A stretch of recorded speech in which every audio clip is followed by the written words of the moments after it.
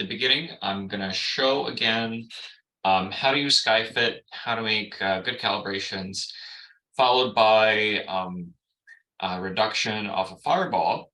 And then I'm going to also show you how to use any casual data, like security camera video or anything that's produced, and any video that was taken not using RMS software. And you'll see it's actually quite easy to do once you set up a config file and once you define the time. Okay, so the last SkyFit tutorial I made in, I guess 2 years ago now, and I wasn't really that happy with it. So let's start from scratch. I'm going to share my screen here and show you what I mean. So when you install your camera, you are going to get something like this. This is a folder with a bunch of data files, and the most important ones are the FF files, which are basically the files that contain the images and the compressed videos. There's also a CALSTARS file. So if I open that, you can see that it's basically just a bunch of lines here, and these are stars that are detected on the image. The x coordinate of the star in the image, y coordinate, and then some brightness, background, amplitude, and the shape of the star. And another thing that's very important is the flat. So this flat is basically a median stack of about 200 images taken throughout the night with stars. And what the median stack does, it removes everything that's moving in the image and only preserves what's static. And in this flat, you can nicely see all obstructions. These things don't move. And this flat can be a basis to make a mask. So as I said before, the mask is a very important thing to have to mask out all the things. So for the flux algorithm to know which parts of the field of view are not supposed to see any stars, and for the detection algorithm to work well. Otherwise, it might try to detect something on, let's say, this tree, and the tree is like illuminated and moving, and it might produce a lot of false positives. So the first thing that you should do once you get this is to make a good mask. If your flat is just completely clean, you don't have any obstructions in the field of view, you don't have to do anything. Just leave it as it is. You will have an empty mask. However, in most cases, you will have some obstructions. So I'm going to show you how I do it.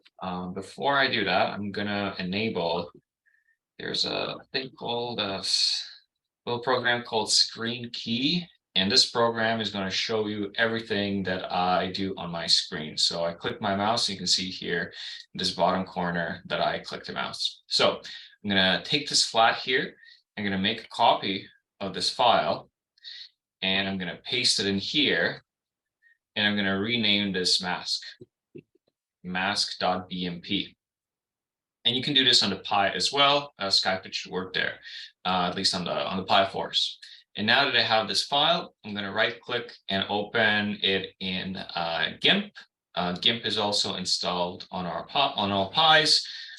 And once you open it here, making a mask is extremely simple. It takes me less than 30 seconds. Once I'm setting up a new station, I select the lasso tool here. This is the free select tool. And it's basically up here. It looks like a little lasso. And then I'm going to use the kind of a cutting motion. So I'm going to mask out this part and this part and this part. And there's also a little part here. So what I do is I just kind of click here, and it lets me pull a line. And then I click here, click here. I'm going to mask out this area here like this, draw around, and mask everything out properly. And then this little nubbin here, and there we go. Maybe a bit of this corner. Maybe that wasn't necessary, but better safe than sorry. And that's it. I finish it and I complete it. And then I hit enter. And then this forms this inner selection. And once I have that, I hit delete on my keyboard. And now that I hit delete, it made everything white inside. White means that this is the part of the image we do want to take. And black means this is where you should mask out. So it basically just applies it on the image using kind of a 1 and 0 logic. And the next thing we got to do is we got to mask out these regions, other regions. So we should click on select and invert. So this is going to invert the selection. It's going to select the areas that were not selected before. So hit invert, and then I hit delete again on my keyboard. Now those areas disappear as well, but now we have to paint them. I select the paint bucket. I make sure that the color is black, and then I hit here, and that's it. Our mask is done.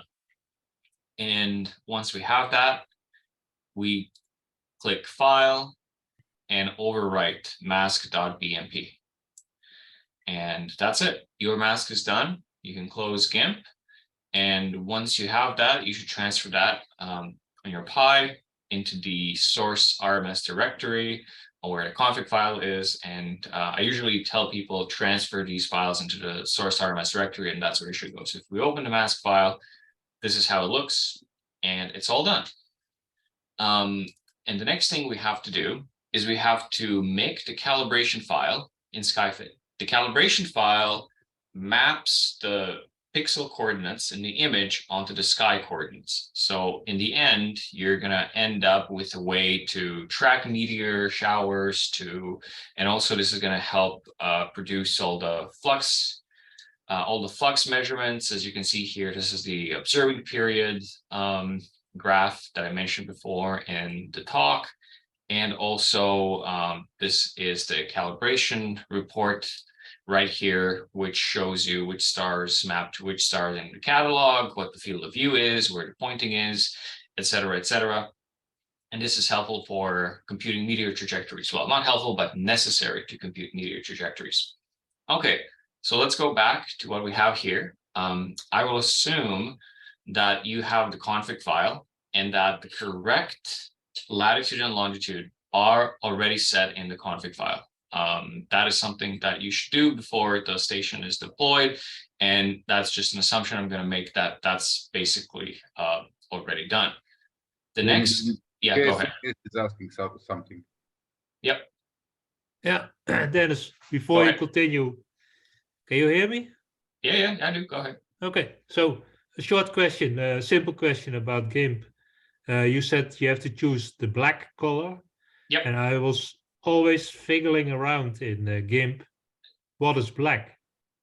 Okay. So you can have different settings to, yeah, and I because you said it's logic 0 or 1. So if you're not exactly in the black color, then maybe something goes wrong. But I have always difficulties to find the black in GIMP. Yeah, so the black, you can just click on, well, let me open it again. You can just click on the color picker, literally just click on the color here, and this will open. And just make sure all of these are set to 0, all of these numbers. So I can just click here, go around, and you can see how the colors change, and you just do bottom right corner, and all of these are just black. All these are 0, and that's the black. Okay. Okay. Yeah, that's clear. Thank you. Perfect.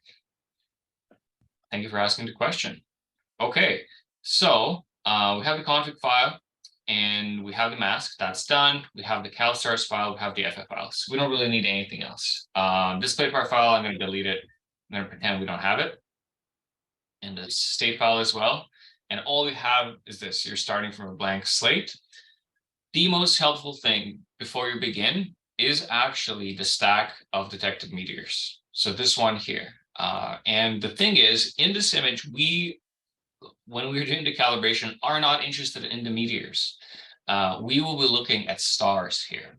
So these are meteors, obviously, some planes and other stuff. We don't care about those. You kind of need to look behind and see the stars here. So can you see this is the same star? But over time, as the stack was not perfect, because of star scintillation, you can see that the star has also been stacked many times. So this star moved from bottom left to the upper right. And there's also this star here and then this star here, this star here. So you can obviously see the motion across the field of view. And usually cameras are mounted with their bottom down. And this is something we can use to figure out where the camera is pointing before we even start doing anything, before we use astrometry.net or anything. And the way you can do that, obviously, is if the camera is pointing directly north, you'll be able to see a lot of the star trails like in little circles around Polaris. And you obviously know that Polaris has an azimuth of 0. And then depending on your longitude, you will be able to figure out the elevation. Okay, but in this particular case, we'll see that the stars go from bottom left to the upper right. And if we were pointing directly south, what would we be seeing? So keep in mind, this is a camera in the UK. What we would see if we were pointing directly south are stars going from left to right in like almost a kind of a horizontal way. They would be maybe slightly curved. If we were pointing directly east, we would be seeing stars that go almost kind of from down to up. And if we were pointing west, we'll be seeing cameras that basically go from up to down because the stars are setting west. And if we're pointing east, the stars are rising from that direction. So here we're kind of in between. This is the stars are kind of rising a bit, but they're not completely coming from down to up. So this is something like southeast, more or less. And the elevation, that's something that you should know from your camera pointing. But I found that most cameras, that when people point them, they're pointed at an elevation of about 35 degrees. So you can see here, there's a piece of a roof here and another building that's between like 35, 45 degrees. So we need that initial pointing before we start doing the calibration. Okay, so with this in mind, I'm going to pull up my installation of RMS, or on the Pi, you just turn on your terminal, and then in the terminal, I'm just gonna call SkyFit. So I'm gonna write Python -m utils.SkyFit2, and then I'm gonna give it the path to the directory. So I take this path up here. This is where I have this stuff. Copy this, and then go here and then paste. And then next thing I have to do is I have to tell it to use this config file that it's in this directory and not anywhere else. So I'm just going to do --config dot. So the full command, Python -m utils SkyFit2. That's utils.SkyFit2, the path to directory, and then --config dot. And when I run this, it's going to ask me for an existing platepar file, for an existing calibration file, but we don't have one. We're making one from scratch. So I'm just going to click cancel, say we don't have that. And then it's asking me for the pointing information. So please enter the field of view center in degrees, azimuth defined east of due north, and rotation from vertical. So azimuth, altitude, rotation. Azimuth, in this particular case, I thought we said it was about northeast. Sorry, it was southeast. I'm just going to guess an azimuth of 120 degrees and an altitude of 35. And rotation, I'm just gonna say it's nothing, 0 degrees, because most cameras are close to 0. I'm gonna click OK, and this is what I get. So I see the image and I see the overlay, this red markers. They are the catalog stars, and then I can move them around. So if I hit F1 and I just keep hitting F1, you can see that we can cycle through the hotkeys that you can see on the screen. And here you can see everything, absolutely every single option that SkyFit has, which you can use. And these are all the keys, all the shortcuts that you can use. So for example, A and D are to change the azimuth. So if I hit A, you can see that all the stars move left. And if I hit the D key, you can see that all the stars move to the right. And then S is to go down, W is to go up. So this is how I can adjust the position of the stars. And then Q and E on the keyboard are for rotation. All the keys are all kind of in one spot on the keyboard. That should be easy enough to do. And then up and down are for the scale. So this is the up key, down key. You can see how all the stars move around. It's just kind of, it's like a little video game, basically. Okay, so our goal now is to match the catalog stars to the image stars. The stars in the image that are automatically detected are these green circles here. The first step that we should really do is to adjust the image levels so we can see these stars better. So here, there's the levels tab on the right-hand side, and it allows you to use these sliders to adjust this is the brightest point, which is called the white point. When I pull it down, you can see that the image gets brighter. And this is the black point here. You can see that the image gets darker. It just cuts out the darkest pixels and stretches the image. So if I just pull this down to this area here, and this is a little histogram that shows us where most of the kind of pixel intensities / colors are, you can now see that when I can kind of compress that around here, I can see a lot of stars. I can see stars much, much better. Okay. And then with the scroll, I can zoom in and zoom out.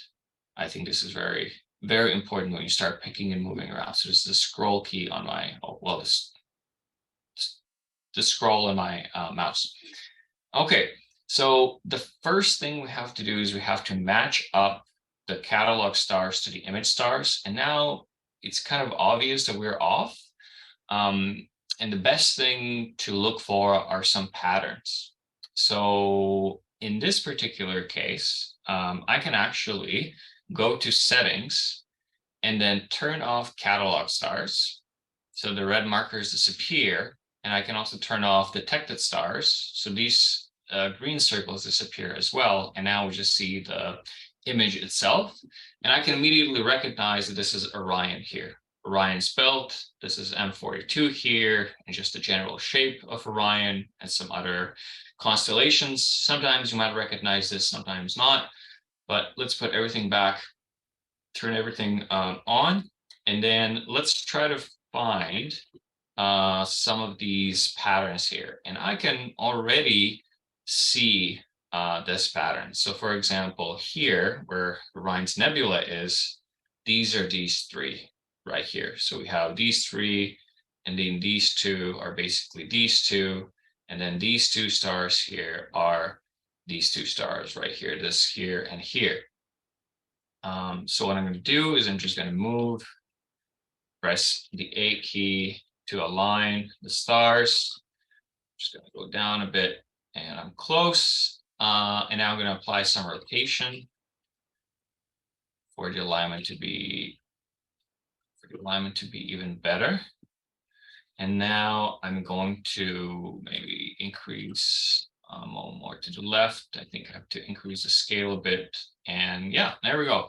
I think we are close enough to do this alignment and start picking and pairing the stars. So basically pair the catalog star to the image star.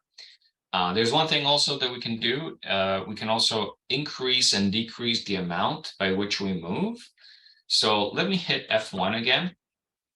And in the left-hand corner, there's a little kind of a status snippet, which tells you what the reference azimuth is. In this case is 135 degrees. The altitude is 38, the rotation, blah, blah, blah, blah, blah.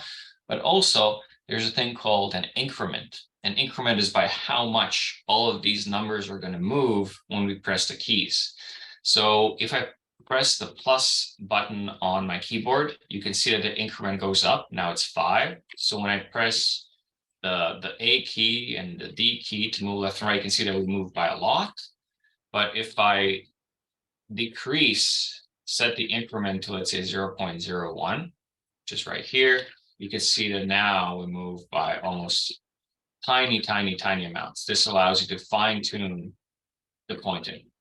And then you start picking stars. Now, this is kind of an ideal case where you're close enough and you can pair them. And I can do this mostly from just kind of directly from the star motions that I can see.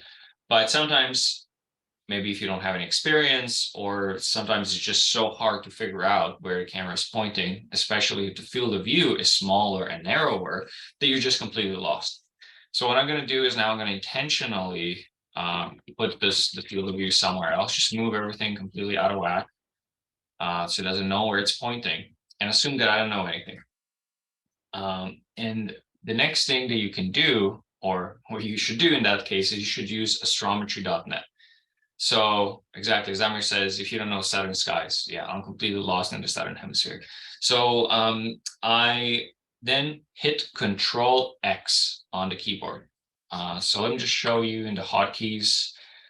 It says right here, Control X, astrometry.net, image upload. And there's also Control Shift X, astrometry.net, XY only. What this means, so astrometry.net is a service where you can upload an image and it's going to figure out the stars. It's going to figure out the pointing, and it's going to return you the pointing direction.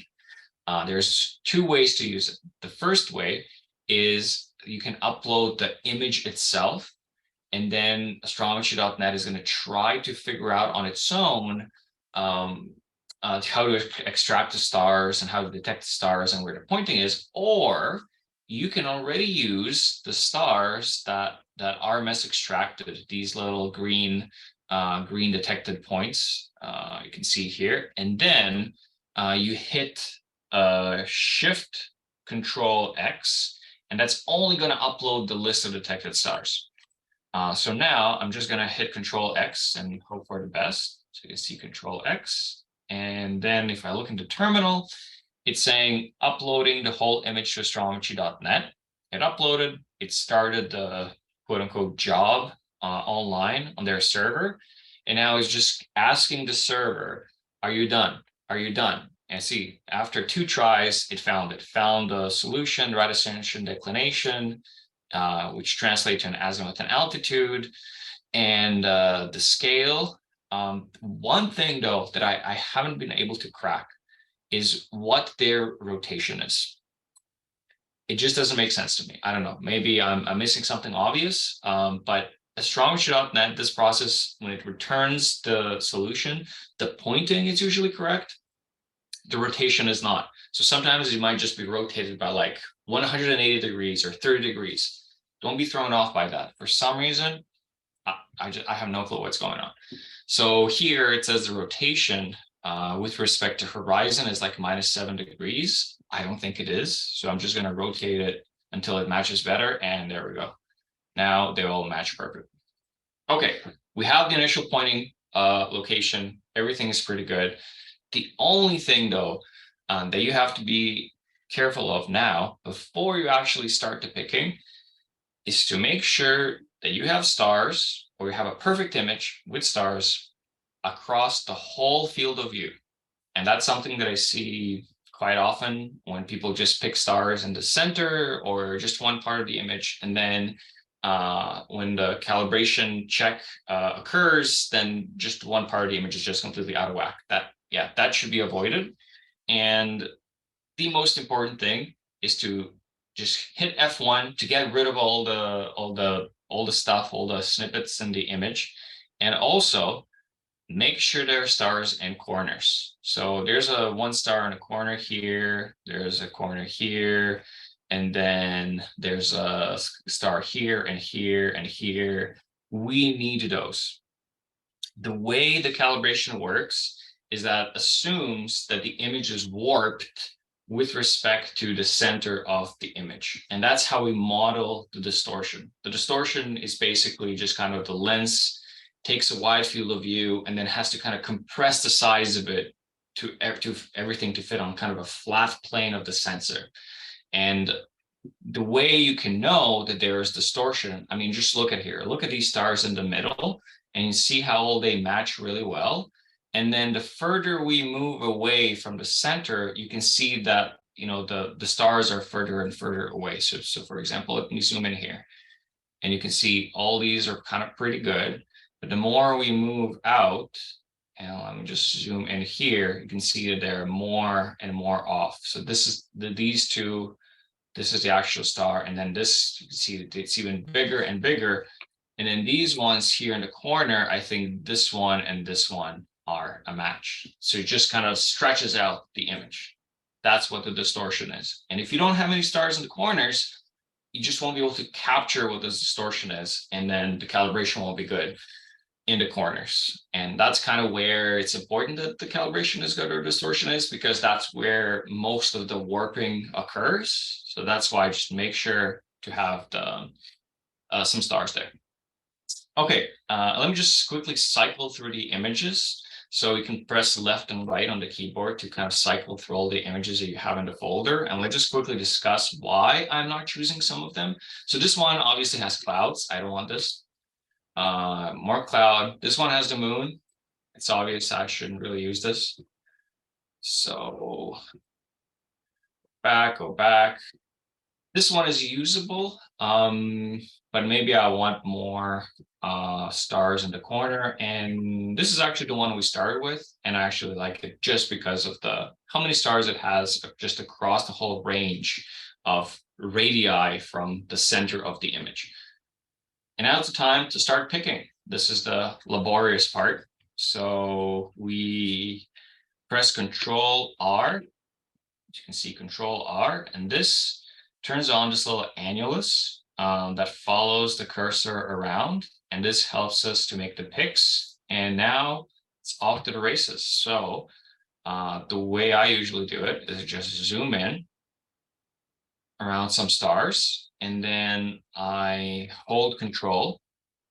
And when I hold Control and scroll, you can see that this annulus size changes. And then I want to make sure that the size of the inner circle matches the rough size of the star, something like this. So let me just zoom in a bit more here. And now you can see what I'm talking about, maybe even a bit tighter, like this. And then I click, and then I hit space or I hit enter to confirm my choice. If I don't want it, I hit escape. So in this case, I'm going to hit space to confirm. And now a blue X appears, which basically just kind of connects these two. And now I zoom out completely, and I just keep doing this for as many stars as I can, making sure that all the stars that I pick in this first iteration before we slightly improve the fit are the ones that I'm 100% sure that they are that they match. I don't misconnect them. That's the very important thing to do. So I'm going to do this one here. I'm going to do this one here. Again, I click on it and I hit space. I zoom out again, and let me show you what happens, for example, here. So I want to connect this one, and you can see that a blue X appears on this nearest star, but sometimes you want to change which star you're pairing it with. So for example, if I want to use this one, I would just click on it, but I don't want it. I'm going to go back here, and then I press space. And I keep doing it. I'm going to add maybe about 5 to 10 stars in this first iteration. So I added this one, and let me see this one here. Okay, so I have 1, 2, 3, 4, 5. That should be enough for like a very rough calibration to improve the pointing and help me pick more stars. Now I'm going to switch to a tab here called Fit Parameters. And in this Fit Parameters tab, I can see all the parameters of the fit: azimuth, altitude, rotation, scale. And also I can choose the type of the distortion. And we have multiple distortion models. Some of them are more complex than others. However, for all of your purposes, what you need is to use the radial model with the odd coefficients only. I'm not going to go into the math here. Just make sure you use the radial with the odd coefficients, and you start with radial 3 odd. This is kind of the simplest possible distortion model with a small number of parameters. And you click on this, and then you can see here, these are the actual parameters that it's going to fit. And it's going to fit 3 parameters. The first one, the first 2 are where the center of the distortion is. So this is distortion X and Y. And also this last one is this kind of distortion coefficient, like how much the image is going to be stretched the further away you are from the center. Very, very simple, a very, very simple model. And then I'm going to hit fit. And now you can see that just 5 stars were enough. And just with this one little parameter to make all these stars fit quite well. But we're not done yet. We're not even close to being done. We have to add a lot more stars, and we have to make sure that the fit is really good everywhere. So I'm going to add about 20 more stars, and I'm going to work fast so you don't have to wait a long time, but you generally know what you have to do now. So zoom in, click, zoom out, zoom in, click, zoom out, and just keep doing it until you add a lot. And in this case, I'm also adding stars that are all across the field of view, especially in the corners. So I'm going to go here, and I'm going to zoom in here, up here, and then select this one. I'm going to select this one down here, select this one down here, and I'm going to add a few more and just keep going. Let's see. Okay, this should be enough for the next step. So I click fit, and now you can see that these little tails have appeared. These little tails tell you what the fit error is for every single star. And these little tails basically tell you that there is, see, like a radial trend. Obviously, they're kind of radiate from the center. And this tells us that our model doesn't really capture the distortion fully. And the next step we're going to do is we're going to kind of add more complexity to the model to try to reduce these errors. Before we continue, I'm also going to show you the residual plot. So here, there's a little button, Astrometry residuals. So if I click on this, a little graph appears. And this graph shows us how the errors, the fit errors, change over azimuth, over elevation, or radius from the center. And you can see that the errors actually have a bit of a trend. So the errors start like large, high here, and then they dip down and they go up. This basically means that our model needs kind of more complexity, more nooks and crannies to add in to fit this.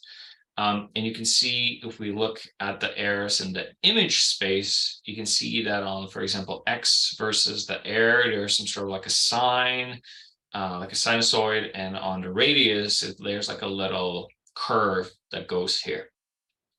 So the next step to do is to turn on some extra features, some extra things that's going to help you to reduce the error. And these are the asymmetry correction.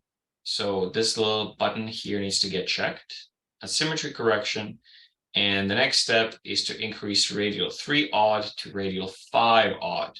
So when I select this, you'll see that the number of parameters we're fitting now is much larger. We have, instead of 3, we have 6. And now if I click fit, and I can click fit multiple times now, because every time I hit fit, it's going to slightly improve the model until it settles on the best solution.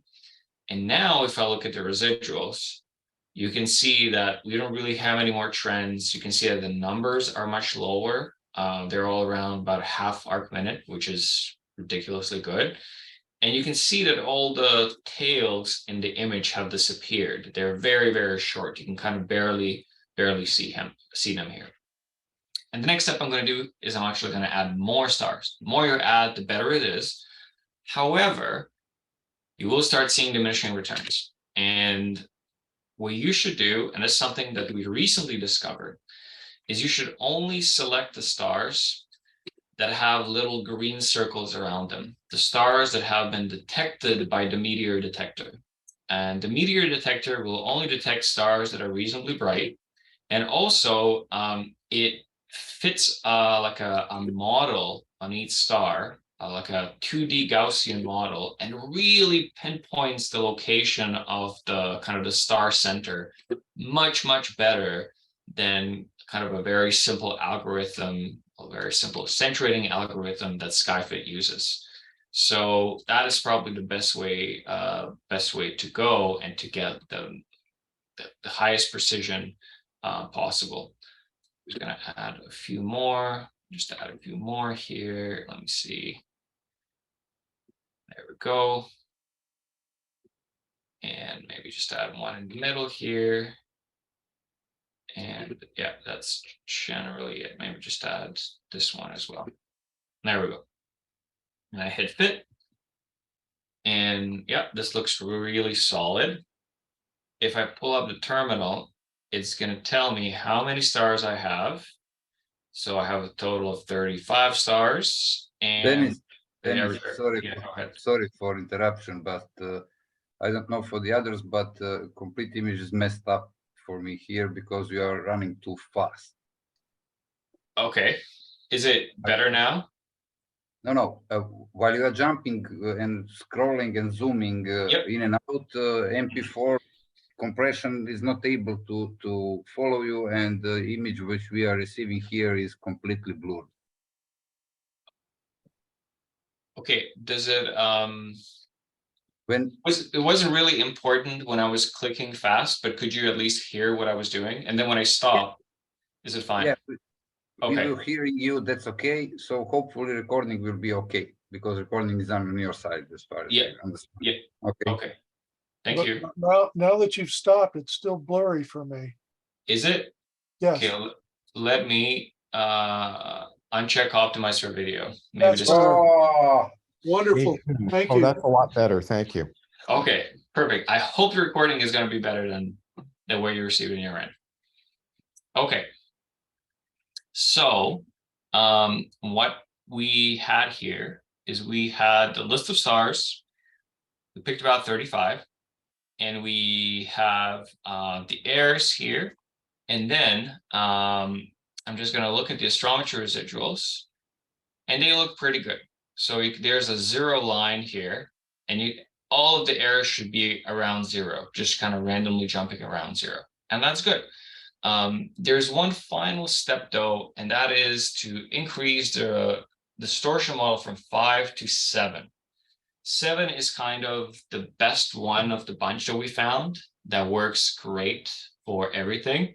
And then when I click fit, it should slightly reduce the error down to, yeah, it's about the same as before, but some cameras need the 7th order polynomial. Otherwise, it just, the fit is not as good. So that should be it in terms of the astrometry, which looks really solid. This is for this sensor. It's just incredible that we can get such a good fit, but it also depends on the quality of the actual image and the detected stars. And the next thing we have to look into is the photometry. So the photometry is how do we go from pixel brightness into magnitudes? And then we can look at this residual plot here. And what's important to get is the vignetting coefficient. And the vignetting coefficient is actually already preset. It's fixed to 0.001. And 0.001 is good for 4mm sensors. So if you have a 4mm sensor, just leave it as it is. All is good. All will be fine. But if you have a 6mm sensor, that one has a vignetting coefficient of 0.0007. So 3 zeros and 7, slightly lower. So let me just show. So it's 3 zeros and 7. This is for the 6mm sensor. This is not the 6mm sensor. This is the 4mm sensor, which has a vignetting coefficient of 2 zeros and 1. And that should generally be it. So what the vignetting coefficient does, it basically corrects for the fact that the edges of the image are less sensitive than the middle of the image. And then you can see this plot shows the radius from the center versus the fit residuals. Sorry, the 6mm lens, that's right, not the 6mm sensor.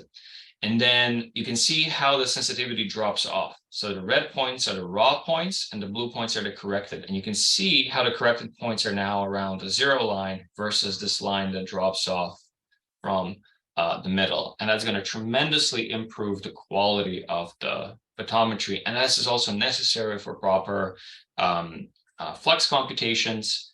And you can also see, for example, at the edges of the field of view, it's 1 magnitude less sensitive than in the middle of the sensor, just because of vignetting. Okay, and then once we're done, we just hit Control S, and this is going to save the platepar file in the R folder, which should be here, if I've done it correctly. Did I hit Control S? Let me see. Okay, there we go. So the platepar file is here, and this file can then be transferred with the mask into the source RMS directory. And you just put it there, the software is going to pick it up, it's going to start producing calibrate results, and then you're going to start seeing this calibration report being generated automatically. It just shows you how the calibration matches the actual observations, and all of these should be kind of pretty solid. It's going to show you the median distance. This is the error, and that should always be less than like 0.3 pixels, ideally. In this case, 0.15, which is amazing. And also, it's going to show you the photometry report and show you how things match. This, yeah, looks really, really good, really, really solid. And finally, this data is going to be used to generate the trajectories automatically. And this is all you have to do. The procedure is similar for 6mm lenses, for 8mm lenses. For those, it might be a bit harder to find the initial pointing because you're going to see less stars, a smaller field of view, but make sure to make use of the astrometry.net, and it's going to really help you out in that case. The next thing that I can talk about is, Damir says you need to add more stars, pick them uniformly distributed over the image. I would say that about 30-40 is enough for most applications, especially if we get a pretty good fit. But some cameras definitely do need more. It's kind of you need to develop a feeling of it for that. There's another question that I had, and that is, what if I already have a platepar file, but I just want to adjust the pointing? So this is a very important thing, and a recent addition, I guess, an addition that we added after we recorded the original tutorial, and that is when you already have a platepar file, but the pointing is a bit off, and something happens, your cameras may be shifted, the camera maybe moves. How can I just adjust the pointing without going through the trouble of repicking everything and doing all the calibration? So this is what I'm going to save this, and I'm going to close SkyFit, and I'm going to pretend that my pointing shifted a bit, and I just want to adjust that. So I'm just going to reopen this from scratch. And now I already have a platepar file. And now I can hit Control-A to automatically adjust the levels, but I'm gonna, on purpose, move my pointing a bit. So now you can see that the stars are shifted, they no longer match. And I'm gonna pretend that this is what actually happened in real life. In this case, you will have to adjust your mask. So keep in mind that the mask should always match what you see. And an easy way you can check that is the case is you can go to your directory and just quickly compare the mask to the flat. So I'm going to open the flat, and then I'm just going to switch between the mask and the flat. So I switch to the mask and I switch back to the flat, and then you just kind of visually check that the masked out areas match whatever is going on in the flat. Okay, that's a very quick and easy check. I just kind of move between the images left and right. In this particular image editor, you might want to do it in some other way, depending on what you have installed locally. Okay, but let's just adjust the pointing. So here, I'm also going to add, let's say, a bit of rotation and whatever. Let's say just really out of whack. I don't know what's going on. So I'm going to try my best to move these back together. And let's say this is the best I can do. I can kind of see the pairings, but I don't want to redo everything. So what I do is I go to fit parameters, and here I select the only fit pointing option and also fixed scale option. What this will do is this will not going to fit the distortion parameters. It's not going to fit the scale, kind of zoom in, zoom out. It's just going to fit the pointing, because that's literally what happened. Your camera was just repointed in a different way, and the platepar is no longer good. So I repeat the process. I click Control R, and this is the star picking mode. The little annulus appears, and now I start selecting some stars. So I zoom in. For example, I want this one here, and I zoom in, and I click on it. That was one. Zoom out, and I want this one right here. So I'm going to zoom in, click on this. That's two. Let's do this one here. 3. I'm going to do, let's say, these two. This one and this one, zoom out. And then I'm going to click fit. And there we go. They're all magically back into place. And it's always good to have at least one in the corner. So I'm going to do this one. It's basically this one up here, going to fit again. And you don't really need that many for the alignment. You can see that the alignment now is fine. And RMS is going to take over completely. If you're doing an alignment, maybe to use 10 stars to make sure just kind of the fit is good. But generally, that should be enough just to refit the pointing. So again, to recap, we selected only fit pointing and fixed scale. And if we are not using this option, it's just going to refit everything. And if we refit everything using these options, I'm going to show you what happens. You should not do this. So let me just save whatever we have here. So I'm going to remove these options, and just using these stars and everything we have, I click fit.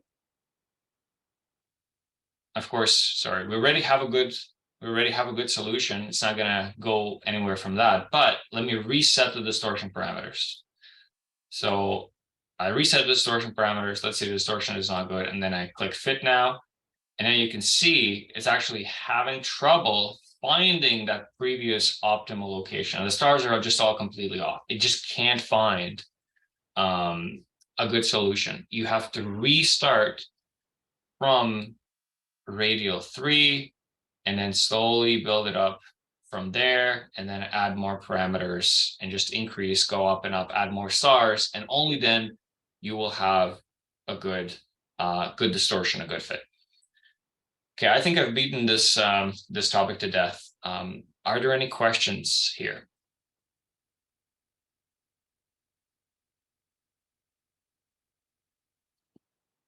Okay, good. Well, if you have any questions during the process and what I'm going to do next, just speak up and we are going to answer everything immediately.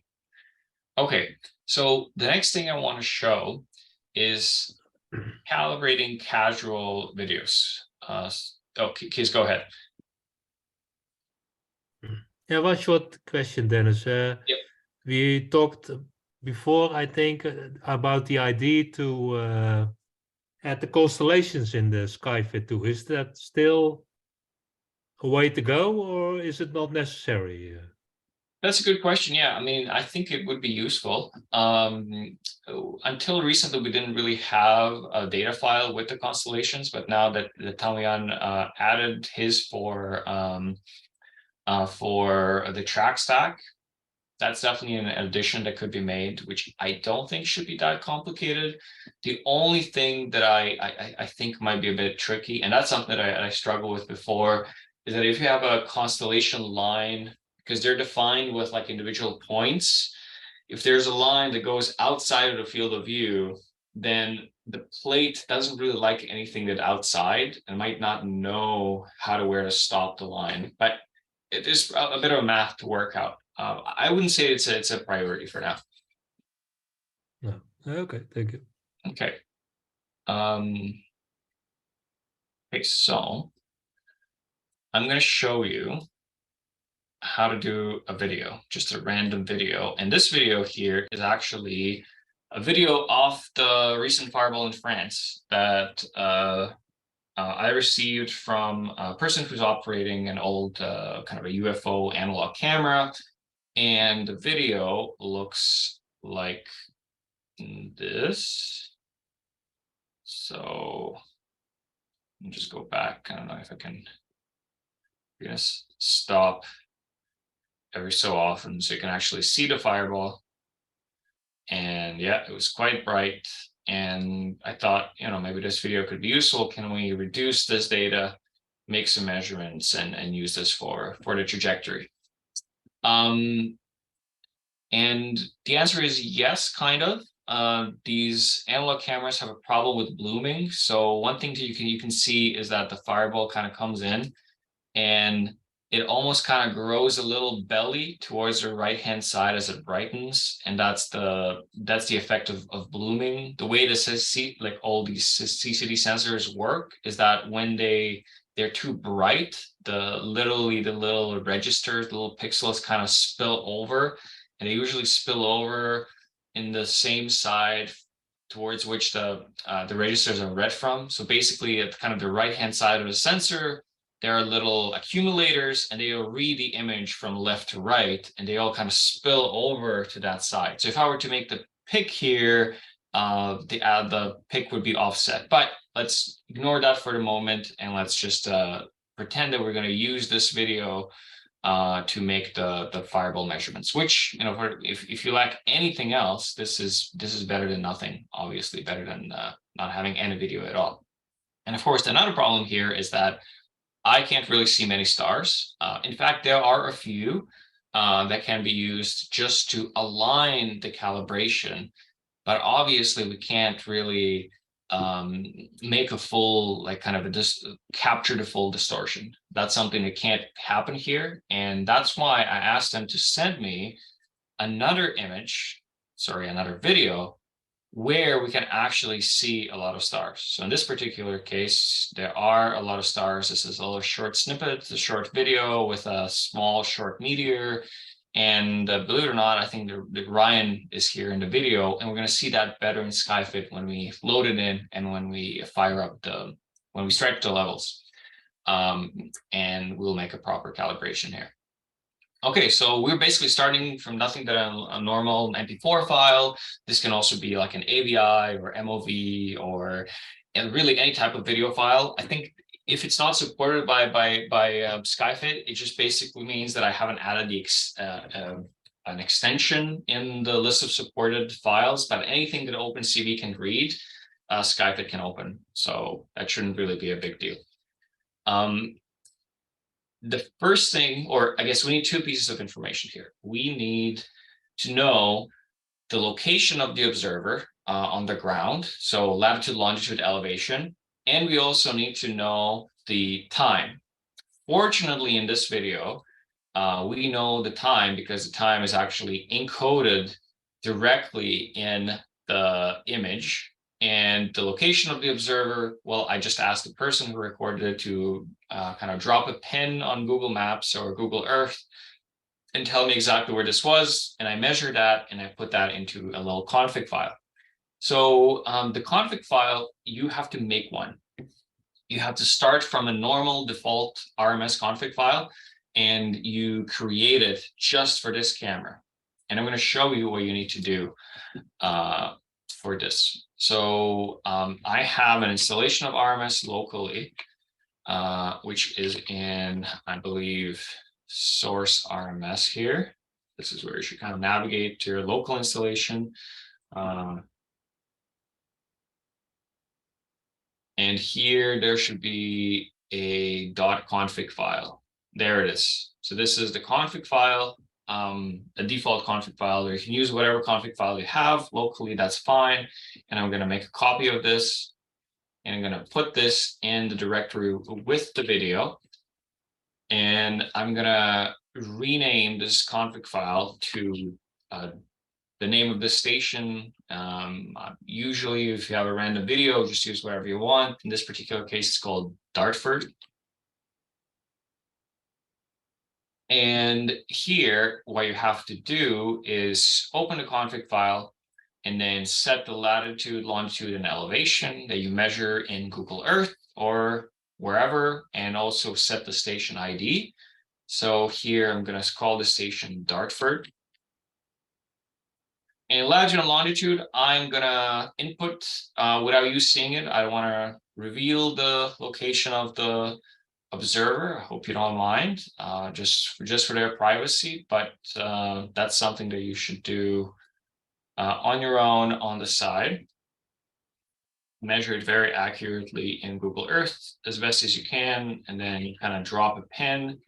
And then when you drop a pin, you should read out the coordinates and put it in. Okay, so I put the coordinates in, they're in the config file, and now there's some other things to adjust, very important things to adjust. And these are width, height, and the frame rate. And this is some stuff that you know from the actual video. So if I go open the video, let's say in VLC or any other video player, you will be able to read these parameters. So width, height, and frame rate.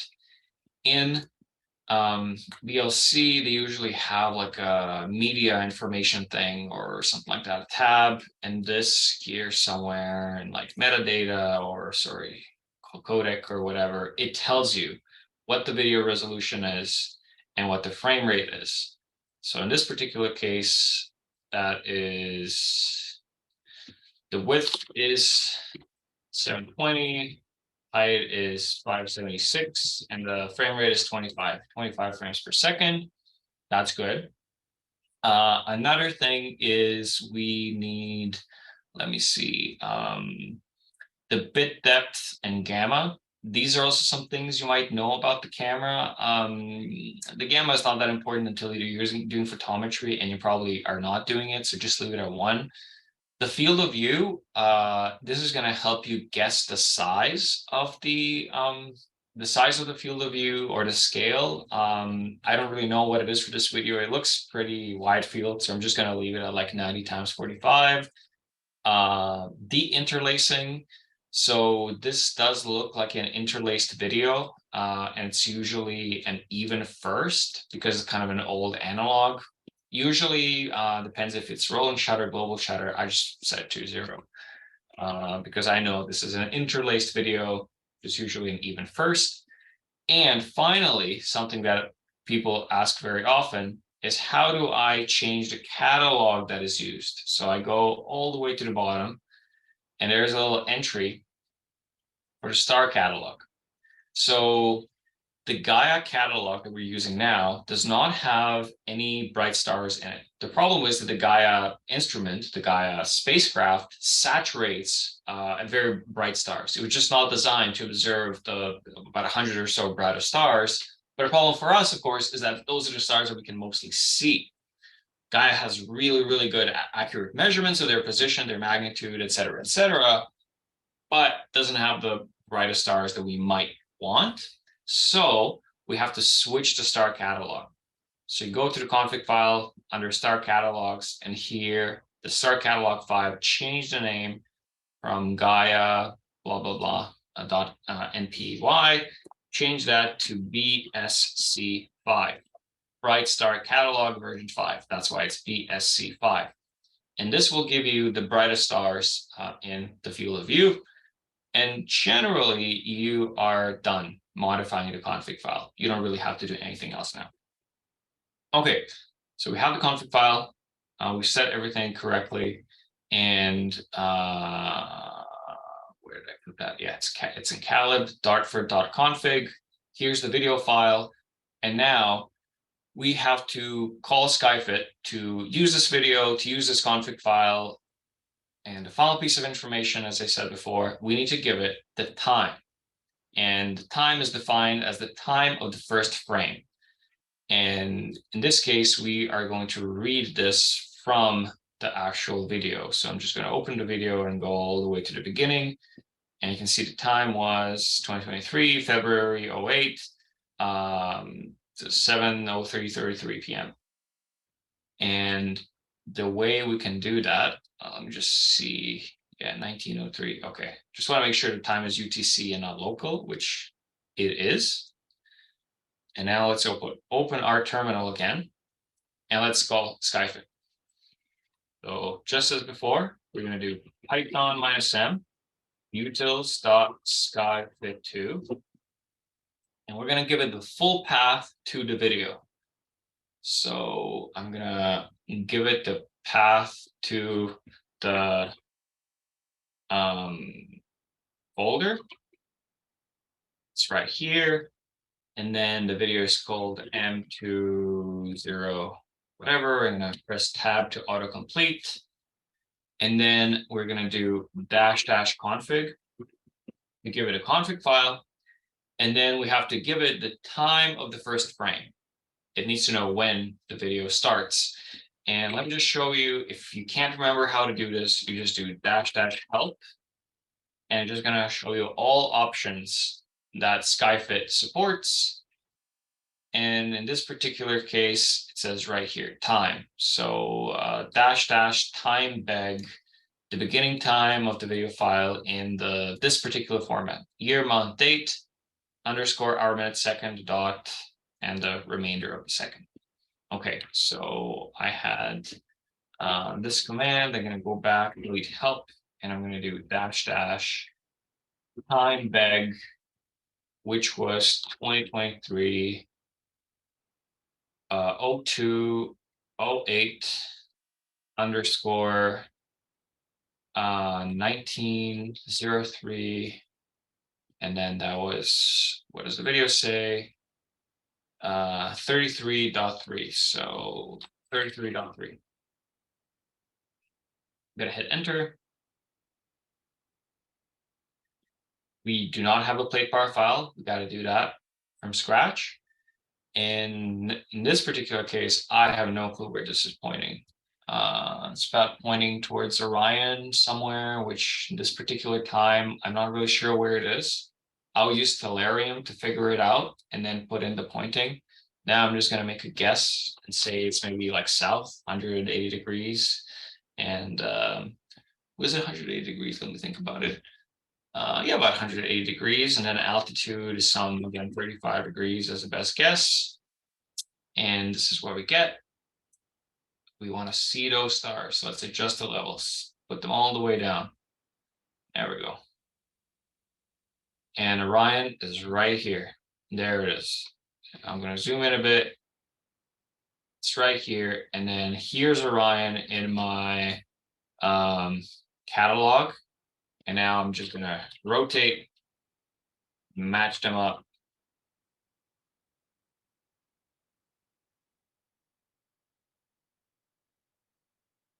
Okay, I think the scale is not that good. I'm going to adjust the scale up and down a bit. I think this is good enough. We can start picking. Okay. And then the next step is to make our picks, select the stars, pair up the stars, and do the calibration. And with these cameras, there's one extra trick that you have to remember. And as these old analog cameras are so terrible, their pixels are not square. I'm going to show you what that means. So I'm just going to zoom in here into Orion. Select this star here, select this star here. Maybe select these stars in Orion's belt as well. Do them like this. Do this one here. This one up here as well. And let's see this one here. Okay, that should be good enough. for the beginning. I'm going to go to the fit parameters. And now the distortion is going to be our radial 3 odd as before. And now watch this. If I click fit, the fit is going to be terrible. Nothing's going to fit. The stars are all completely off. The residuals are huge. The reason is that our fit assumes that the Y scale and the X scale are all equal, that the image aspect is equal. Unfortunately, these old cameras literally squish the image a bit. These old analog video digitizers. So you have to deselect this equal aspect here. And it's actually going to fit the aspect ratio. So if we click fit now, you can see that it's much better now when it fits the actual aspect ratio. And now all stars are actually in their proper locations. And then I'm going to zoom in on here, and I'm going to click, select this, and then select a few more stars here. I want maybe a few more of them here, and just add as many stars as you can, as long as they're not too faint. So for example, this one here is fine too, this one here as well. Just add as much as you can. This bright one here, how did I miss that? Okay, and we're gonna click fit again. You can see that the fit is actually quite decent. I do want to add a few more somewhere in the corners, but again, as many as you can. Yeah, we don't really have that many in the corner here, but I don't think that's really important for this fireball. Okay, let's do this one here. Okay, and then I'm going to hit fit, and this is what we have. If I look at my astrometry plot again, you can see that it's not really that great. I'm going to increase the radial model to radial 5. And there we go. That really improved it. All these little tails are now a bit shorter. They're not ideal, but they're still pretty good. And if we look at the fit, we'll see that the fit errors are about, let's say, 0.3 pixels and a bit under 2 arc minutes, which is good enough. Not perfect, but better than nothing. One thing that we could try is the asymmetry correction. And the asymmetry correction is when the lens is not perfectly perpendicular to the sensor. And it's try to model when the lens is just kind of hanging on the side. And sometimes you might not even see this happening, not see this in the image, but it actually makes a noticeable difference in the fit. And these things, the refraction and the asymmetry correction, should really always be turned on. Okay, I think this is quite decent. I'm not really sure we have enough stars, and especially in the corners, to warrant a radial 7 fit here. Yeah, it's actually a bit better with the asymmetry correction. Okay, and now we calibrated this MP4 video, random MP4 video that's not RMS compatible or anything. And we can make our picks, our measurements, and that is done in the manual reduction part of SkyFit, where when you switch, you click here in the bottom right corner, it's going to show you individual video frames. So in the SkyFit part, it actually stacks the frames so you can see as many stars as possible, because the stack really kind of averages out the noise and shows you the background that doesn't move, i.e. the stars. Well, the manual reduction is going to show the fireball. Manual reduction mode is a bit different, but with the left and right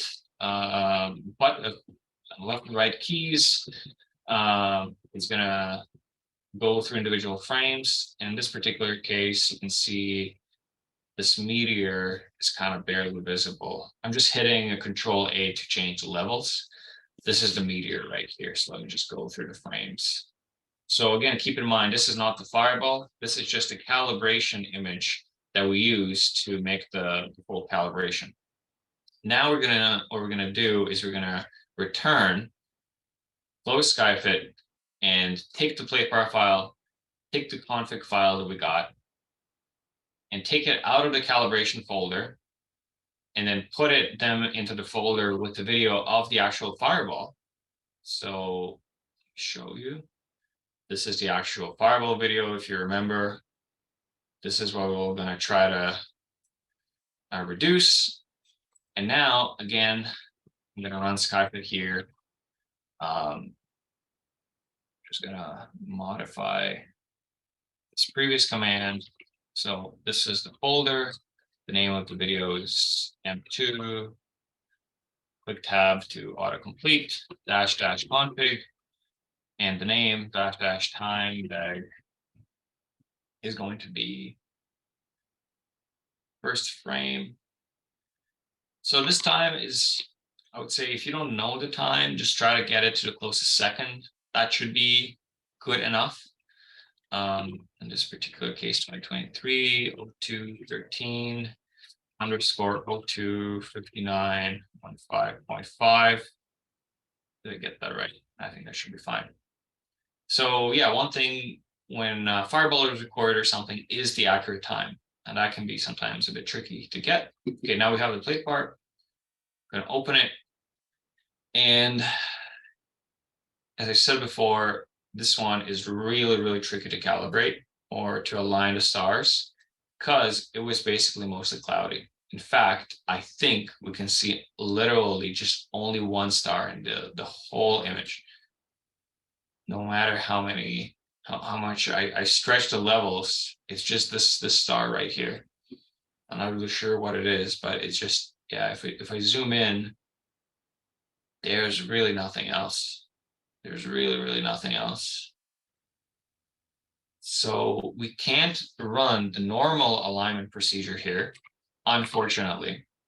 But what you have to do is you have to manually align this to match the location of the star.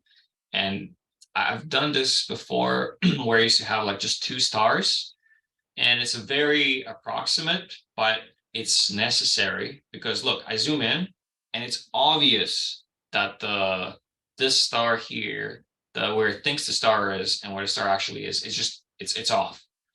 So what I do in this case, I kind of select the star and I match them like this, but I don't, how can I put it? I don't hit fit.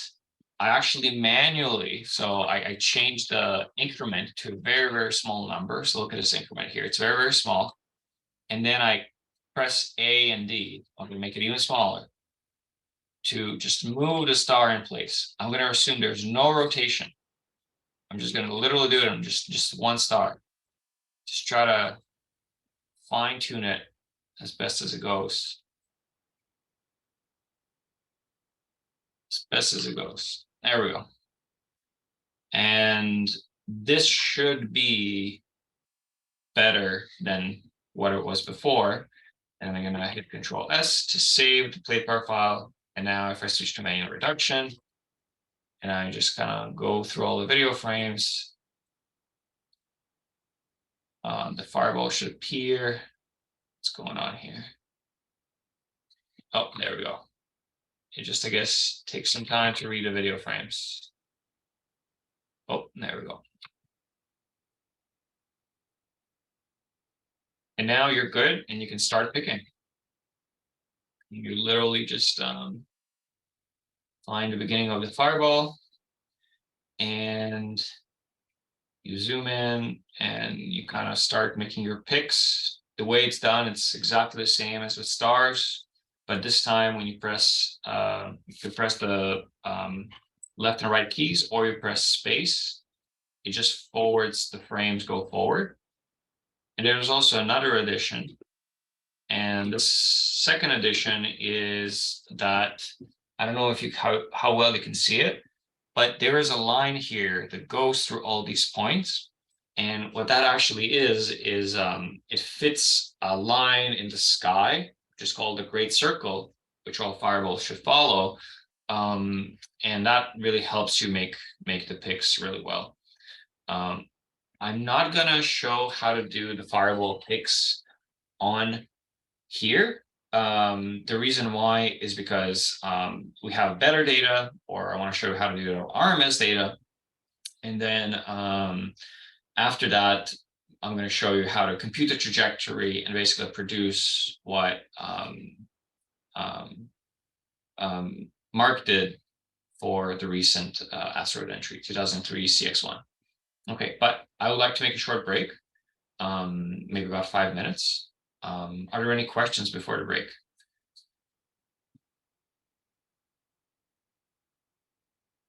Let's see, 5-minute break. Okay, well, let's see you all in 5 minutes. So that's at 35, whatever your hour may be.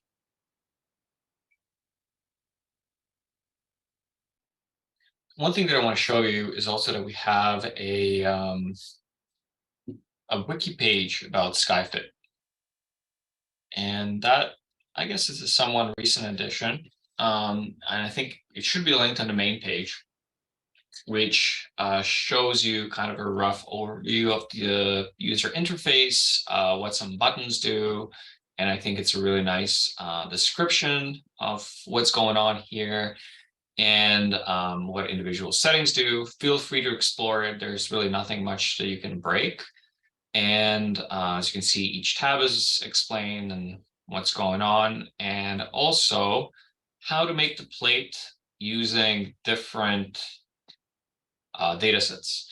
So SkyFit, of course, supports RMS, but it also supports FreePond data, describes how to run it on FreePond data. If you have the professional all-sky desert fireball network, or it's called the Global Fireball Observatory data, how to do that as well, and also how to use the arbitrary video data or so many casual normal videos. I explained here how to set the config file, what parameters need to be set in the config file, and how to actually run it. So virtually what I've basically shown here in the video, it's summarized there on the website, and there's also a short description of how to create the plate.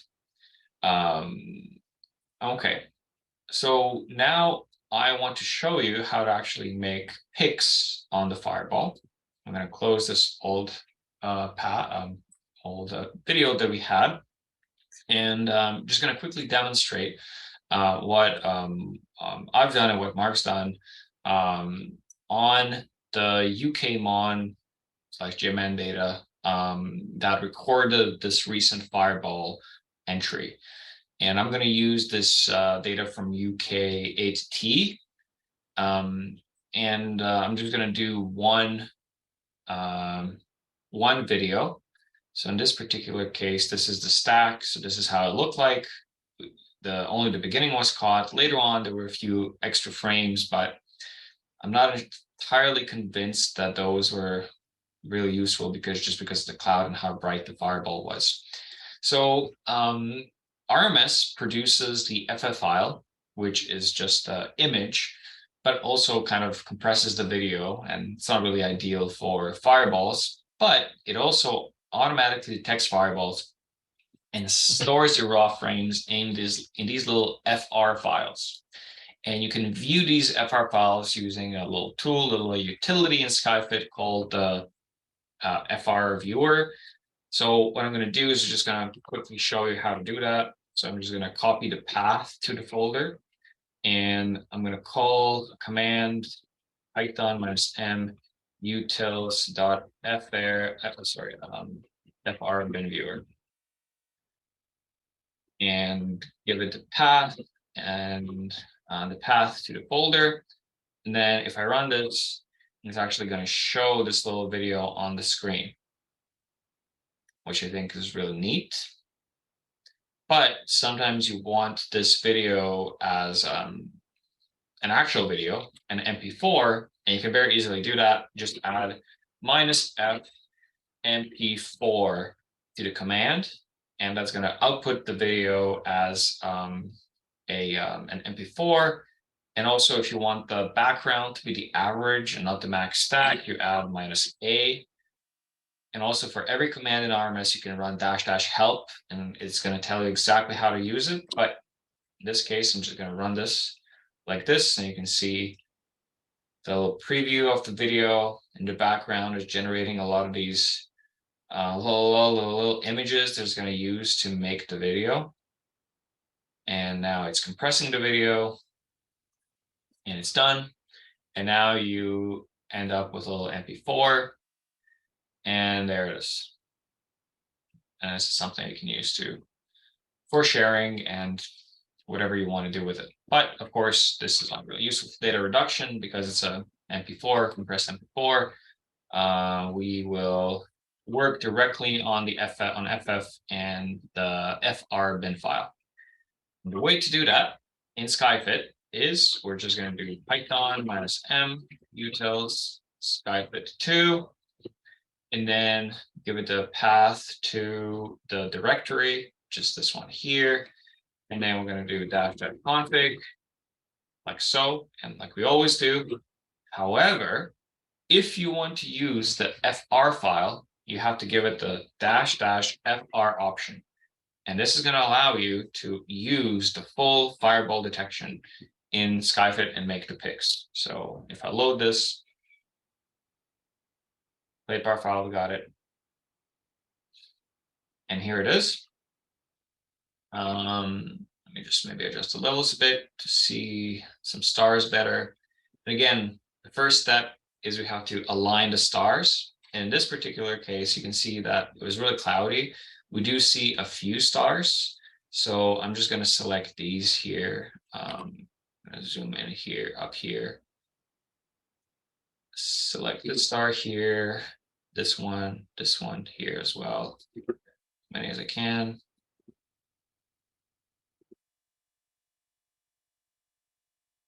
This one here. Sorry if I'm doing it fast, but it's because it's the boring bit. I want to just skip over it, select as many stars as I can. They're actually visible. Maybe this one here. So the problem here is that we can't really do a full refit of the plate. It's not really necessary to do a full refit of the plate. So we're just going to do a pointing correction as we did before. So we're just going to do click fix scale, only fit pointing, and then hit fit. And there we go. And now we just kind of align the stars back where they're supposed to be. We can look at the astrometry fit. It looks pretty decent. The errors are less than 1 arc minute, which is really good. And the next thing to do is to start picking the fireball. We switch to the manual reduction mode. And now we can go through individual video frames until we can start seeing the fireball. There we go, it's right here. And now I'm going to zoom in, hit Control R to turn on our little picker, and click, and then space, click, space, click, and you just keep going. I'm going to zoom in a bit more maybe. And just keep adding little picks on the fireball. And just keep going.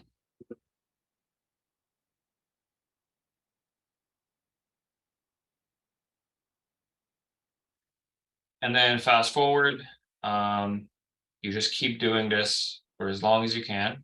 I'm not sure if I should really do the whole thing here. Might take a while. Might just do it just very quickly. And there we go. I'm going to skip a little portion here,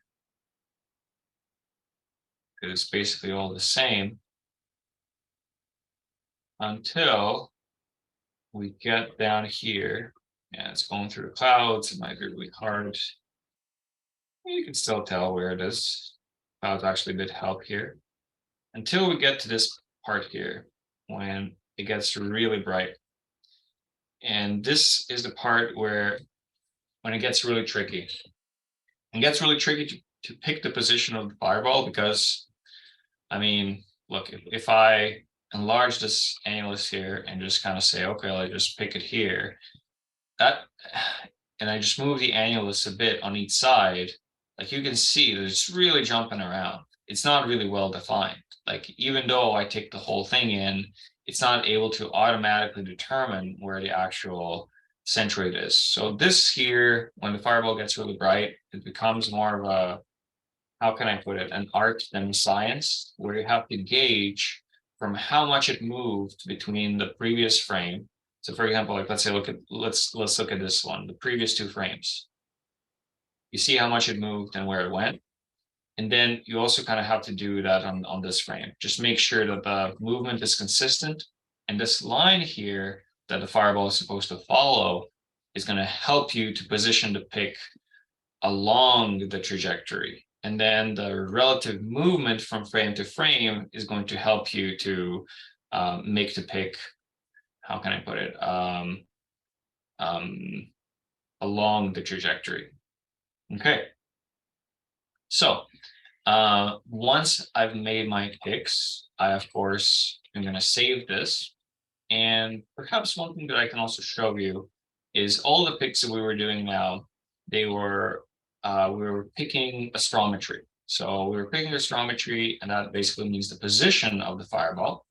However, if you're working with fainter meteors, or for example, in this particular part here, before the fireball starts saturating, and by saturating, it basically means that it just overwhelms the sensor and can no longer track the actual light, but it just kind of hits a ceiling. That is actually represented in the video, in SkyFit with a pink color. So look at this here. This is pink. This basically means that the sensor is saturating. So the way you can know that, you can actually see the image levels. So look how when I'm moving the cursor around, look at the bottom here. This is the status bar, shows you X, Y, intensity, azimuth, altitude, right ascension, declination.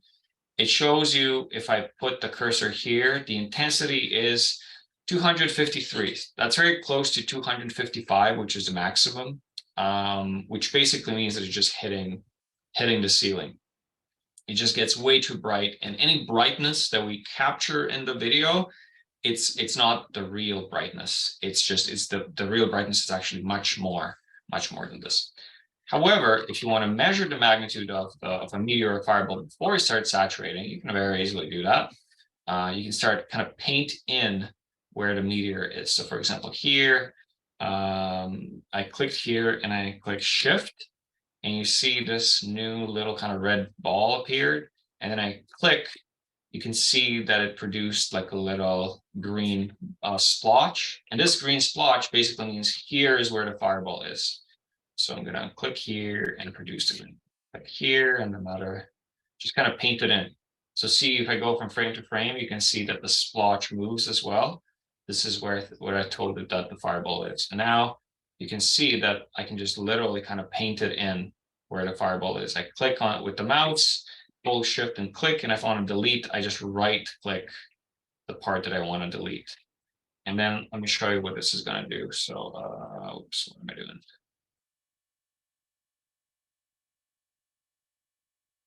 Okay. So I'm going to paint this in, and I'm going to paint a few more. Paint a few more of these, and then if you press the P button, and you can see here, it says right here, if I press P, it's actually going to show you the brightness of the fireball in magnitudes. Here, for the ones that we haven't selected anything, it's going to show you that the magnitude is like 10, which of course is nonsense because we didn't pick anything. It means that the brightness is like a 0. But if we zoom in here, you can see that the fireball actually started with a brightness, a pair of brightness of about maybe magnitude 2, and then slowly increased. But again, there was some cloud here. You can't really trust it. And of course, there's another very simple way to do both at the same time, both the astrometry and the photometry at the same time. So let me just deselect a few of these points. You can see that the little pluses are going to disappear. So here, if you want to do both at the same time, there's an option called single click photometry. And you click on single click photometry, and then literally with just one click, it does this. Selects the point and paints it around the fireball, and just does everything in one go, and that makes the reduction very, very fast.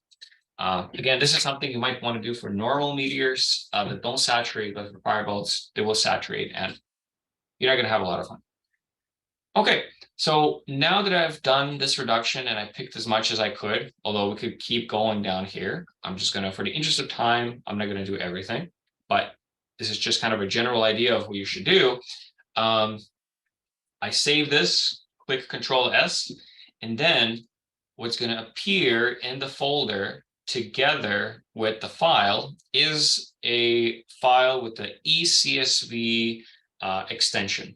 So if you open this file, this is a file in an, I would say kind of it's called a global fireball format that basically gives the time, the location of the fireball, right ascension declination, the brightness as a magnitude, the observer location, and we put this through the trajectory solver. We take a bunch of these files from multiple locations, we put this through the trajectory solver, and it produces a trajectory.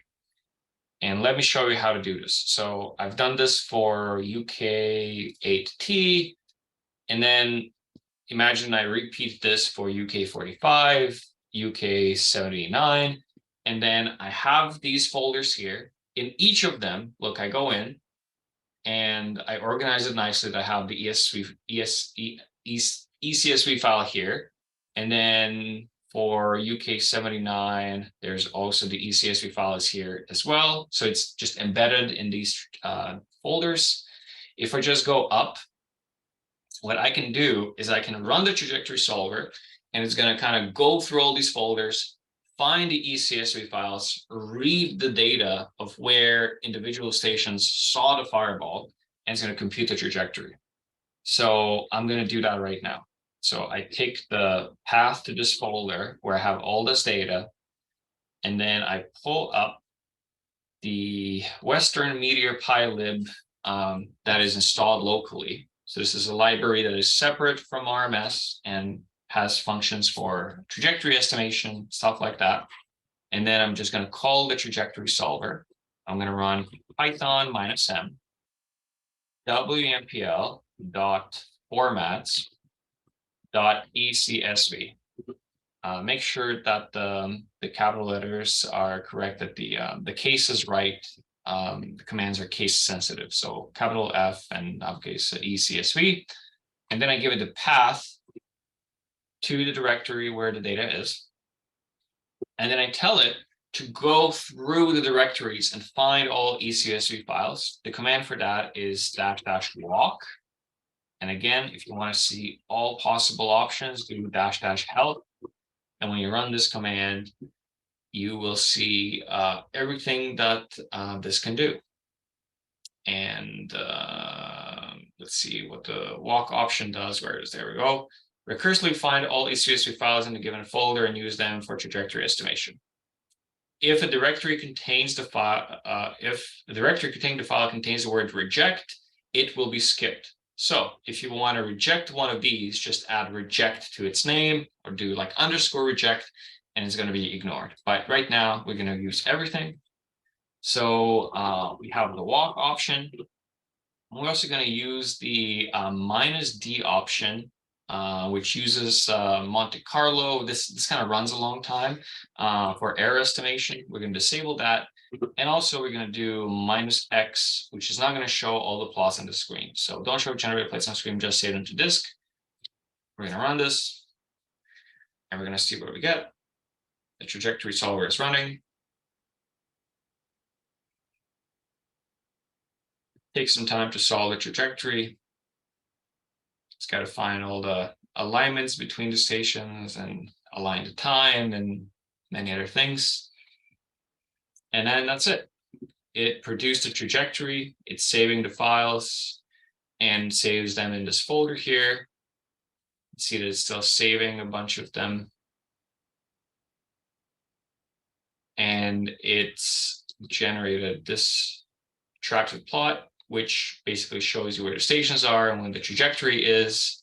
And all this data is basically available on the UKMON website. This is what Mark produced. And you can also see, for example, the velocities, and you can see the heights. And in this case, and as quite obvious, we didn't get the full fireball. So it was only observed starting at about a height of 100 kilometers and the final height of about 50, but it went all the way down to about 20. So the final part is missing.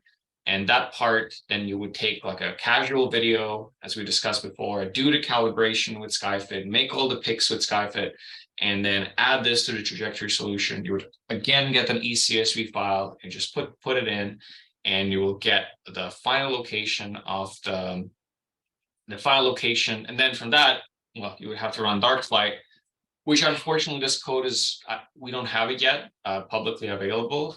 That's something that I'm planning to write in Python at some point and publish that. But right now people are just using kind of their own tools, whatever they have. And the most important thing, of course, is this report file. And this is something that is on the UKMON website, which shows you the orbit and which also shows the begin height, end height, and all the important things that you might care about. Okay, this was quite long. This was quite a lot, but I'm wondering, are there any questions at this point? Yes, Dennis, I have one. Can you hear go me? ahead. Does this program do dynamic mass estimation? Yeah, so we have another piece of software that does that. However, I have to find another firewall. This one is not appropriate. So if you don't mind, just give me a second. Got to pull something up.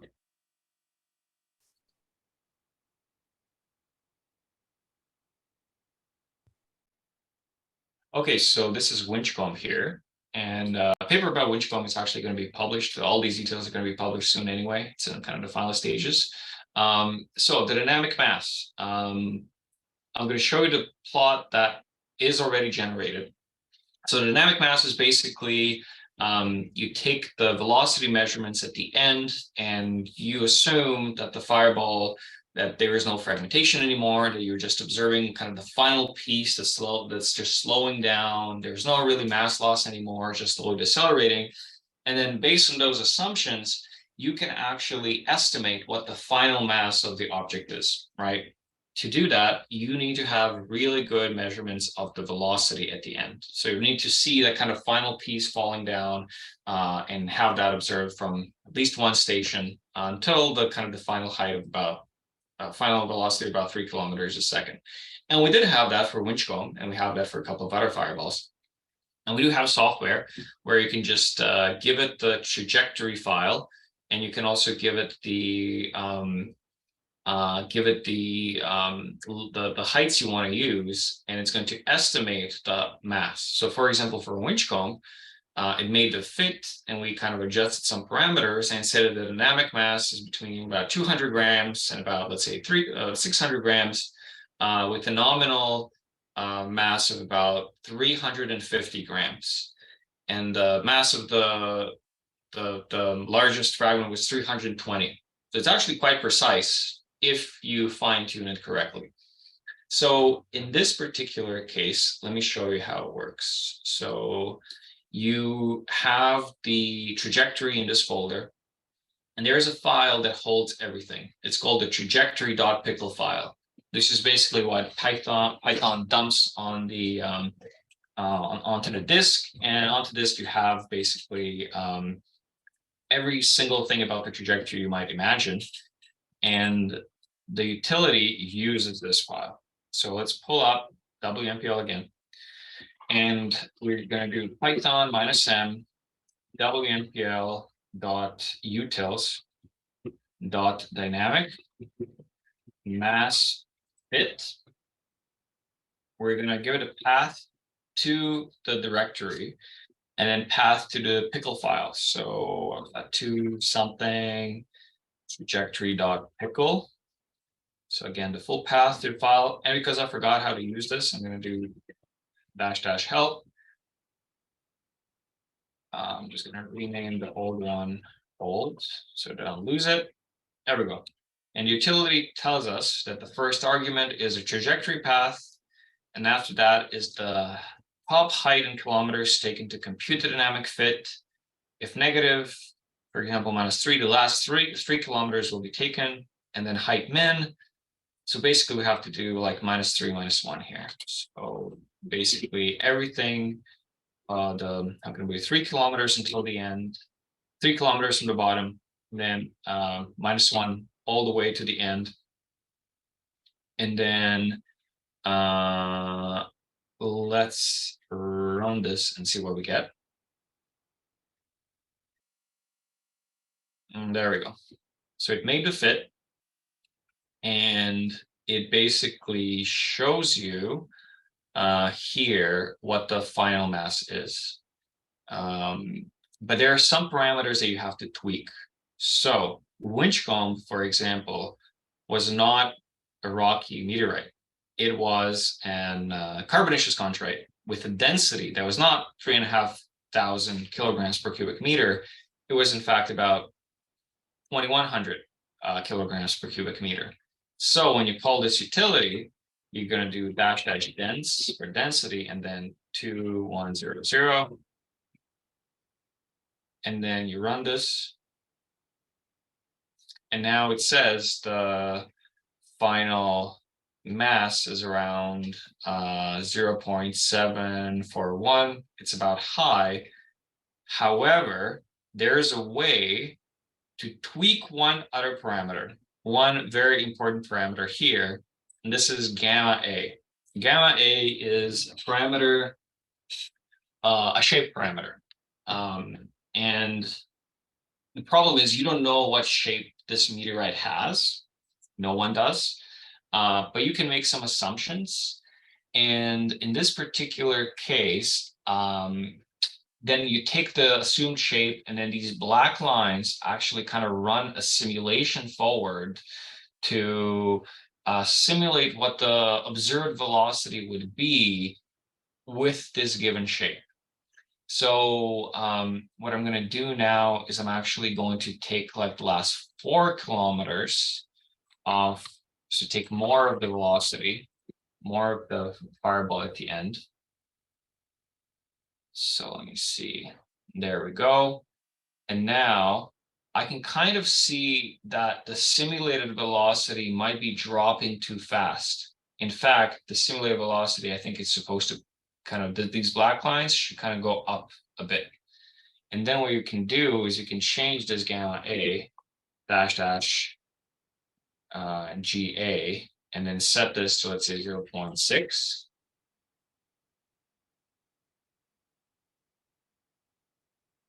And now we can see that the mass is smaller, but then the simulated velocity with these black lines matches the observations a bit better.